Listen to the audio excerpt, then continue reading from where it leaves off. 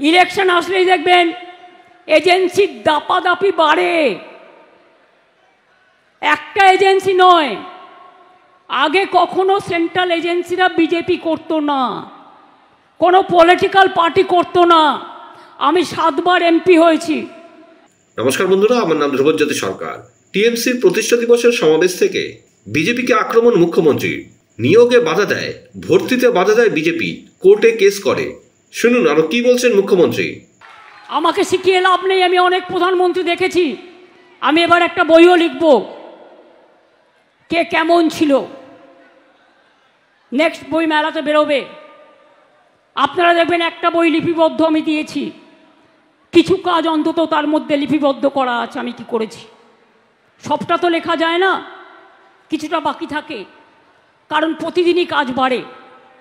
বেকারত্বের হার আমরা কমিয়েছি 40%। বেকারত্বের হার আমরা কমিয়েছি। কিছু হিংসুটে লোক আছে, দেখলেই জলে আর লুচির মতো ফলে, এরা হচ্ছে তাই। আর পরিযায়ী শ্রমিকদের টাকা বন্ধ করে দিয়ে ভাবছে, তাদের কর্ম কেড়ে নিয়ে ভাবছে এনআরসি চালু করবে, আর এনআরসি চালু করে সবার ভোটার অধিকার কেড়ে নেবে। আমরা বলছি জীবন থাকতে কারো ভোটার অধিকার আমরা কাটতে দেব না।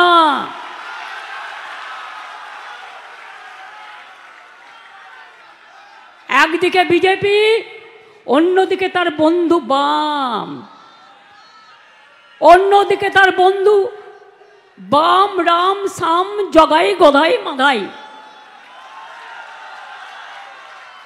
All agency. আর ইলেকশন কমিশনের চেয়ারটাকে আমি রেসপেক্ট করি, কিন্তু আমি জানেন তো, বাচ্চারা ললিপপ খেলে মানায়, কিন্তু বড়রা যদি ললিপপ খায় কোনো পার্টি হয়ে, সেটা মানায় না। ললিপপ সরকার বিডিওদের ভয় দেখাচ্ছে, এসডিওদের ভয় দেখাচ্ছে, ডিএমদের ভয় দেখাচ্ছে, পুলিশকে ভয় দেখাচ্ছে, বলছে চাকরি খেয়ে নেবো, নয় জেলে পুড়ে দেবো। আমি বলি ইলেকশন কমিশন আসে আর যায়, তারপরে কিন্তু রাজ্য সরকার থাকে। ইলেকশন কমিশনের আয়ু ইলেকশন চলাকালীন 3 মাস। গায়ের জোরে এসব হবে না। ভান্ডারা কিন্তু আমাদের কাছেও আছে, যেমন লক্ষ্মীর ভান্ডার আছে, তেমনি আপনাদের দুর্নীতির ভান্ডারাও আছে। খুলে দেব, ফাঁস করে দেব। বিনা যুদ্ধে 1 ইঞ্চি জমি তৃণমূল কংগ্রেস ছাড়েনি, ছাড়বে না। কারো সাহায্য ছাড়াই তৃণমূল কংগ্রেস দলটি তৈরি হয়েছিল, মানুষের আশীর্বাদে, শুভেচ্ছায়, দোয়ায়, জয় জহরে। মনে রাখবেন, আগামী নির্বাচনে আরও সিট আপনাদের বাড়বে, তার কারণ আমরা মানুষের উন্নয়ন করি, আরও করব। আর আপনারা তো মানুষের ক্ষমতাকে বিসর্জন দেন, অধিকার কেড়ে নেন, অধিকার ছিনিয়ে নেন, বাংলাদেশি আখ্যা দিয়ে গরিব মানুষগুলোর ওপর অত্যাচার করেন। আর আমি মনে করি গরিব মানুষরা আমার হৃদয়, আমার সবচেয়ে বড় মেধা, তাদের আমি ভালোবাসি। আমি জাতপাত মানি না, আমি মানি মনুষ্যত্ব, আমি মানি মানবিকতা, আমি মানি গরিব মানুষ, দরিদ্র মানুষ, অসহায় মানুষ, অবহেলিত মানুষ, যাদের কথা কেউ বলার নেই, তাদের জন্য আমরা আছি